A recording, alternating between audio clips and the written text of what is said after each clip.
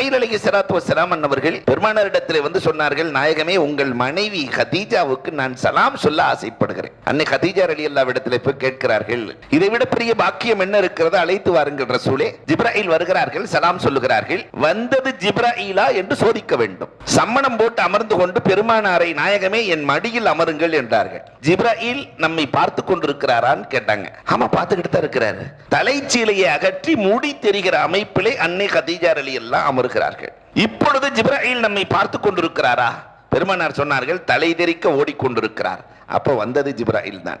நான் தௌராத்தை படித்திருக்கிறேன், வேதக்காரர்களிடத்தில் கேட்டிருக்கிறேன், எந்த வீட்டில் பெண்கள் முடியை திறந்து வைத்திருக்கிறார்களோ அந்த வீட்டில் ஹாசான மலக்குகள் வருவதில்லை. இன்னைக்கு நமக்கு பக்கத்தில் இருக்கிற மாநில கேரளாவில் அவ்வளவு பரக்கத்து. காரணம் என்ன தெரியுமா? அவர்கள் எந்த நேரத்திலும் முடியை திறப்பதில்லை.